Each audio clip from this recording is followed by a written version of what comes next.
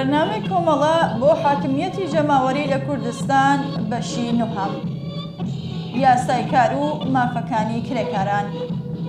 یەکەم، کەمکردنەوەی کاری حوتوانە بەلانی زۆرەوە 35 ساعت و یاریکردنی لانیکەم 2 ڕۆژ پشودان لە هەر حوتوێکدا 30 ڕۆژی پشووی ساڵانە سەرەڕای تەعتیڵاتە ڕەسمیەکان بە پێدانی هەڵدەستی تەواو.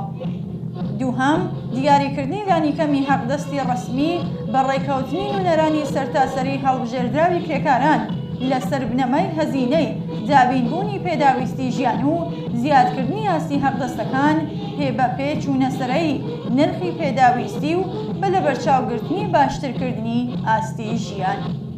سێهەم، دیاریکردنی هەڵدەست و ماوەی پشودان لە ماوەی کاری ڕۆژانە بە پێ دژواری، مەترسی تەندروستی و هەلومەرجەکانی تری جەستەی کار بە پەسەندکردنی نوێنەرانی هەڵبژێردراوی کرێکاران.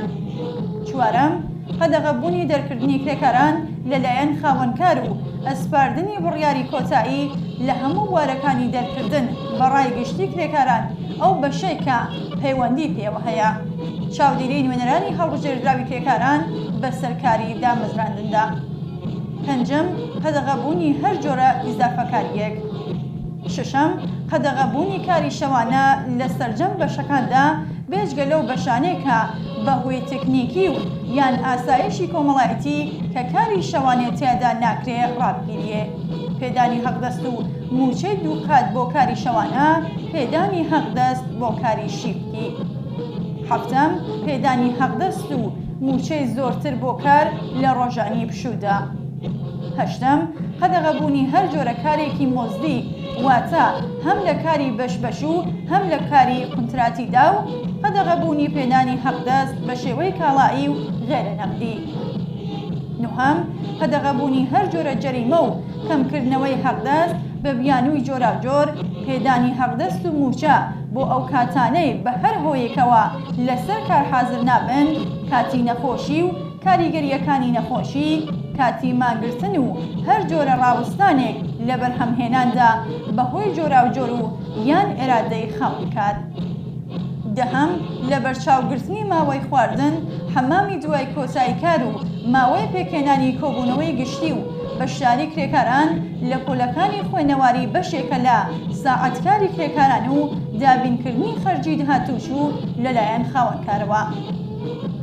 یانزەهەم، دابینکردنی ئاسایش و بەهداشتی شوێنی کار و کەمکردنەوەی مەترسیەکانی شوێنی کار بە لانیکەمی گونجاو بەدەر لە هەر چەشنە تێبینیەکی بەرژەوەندی خوازانە. چاودێری و تاقیکاری پزیشکی ڕێکوپێک لە بەرامبەر مەترسی نەخۆشیەکانی سەرچاوەگرت و لە جۆری کار بە خەرجی خاوەنکاران و دەوڵەت.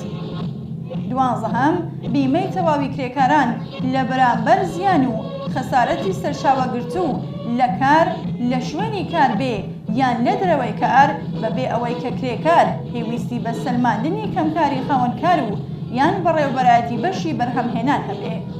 بە خەرجی خاوەنکاران و دەوڵەت بە تێگەیشتن و چاودێری نوێنەرانی هەڵبژێردراوی کرێکاران. پێدانی خەسارەت بەو کرێکارانێک کە بەهۆی ڕوودا و دەرکەوتەکانی کارەوە تووشی نەخۆشی و کەم ئەندامی دەبن یان توانایی کارکردن لەدەست دەدەن. پێدانی هەڵدەست و موچەی تەواوی خانەنشینی بە کرێکاران، هەڵوەشانەوەی موچەی بیمە لەلایەن خودی کرێکارانەوە. سیانزە، هێنانە خوارێ لانیکەمی تەمەنی خانەنشینی بۆ 55 ساڵ و یان پاش 25 ساڵ پێشینەی کار، یەکخستنی هەڵدەست و موچەی خانەنشینی هاوکات لەگەڵ چوونەسەرەی ئاستی هەڵدەستەکان، لە بەرچاوگرتنی سەرجەمی پێشینەی کاری کرێکاران لە کارخانەکان و یان سەردەمە جۆراوجۆرەکان لە دیاریکردنی ئاستی هەڵدەست و موچەی کرێکاران. چواردەهەم، هەڵدەستی وەک یەک بۆ ژنان و پیاوان بۆ کاری یەکسان، ئیمکان و واری وەک یەک لە کار و پیشە بەبێ لە بەرچاوگرتنی ڕەگەز، نەتەوە و مەسهەب. پانزە، زیادبوونی ئەسپاردنی کاری قورس بە ژنانی دووگیان 6 مانگ پشووی سەردەمی دووگیانی و مناڵبوون بۆ ژنانی کرێکار و لەسەر کار بە بێکەمکردنەوەی هەڵدەستەکانیان.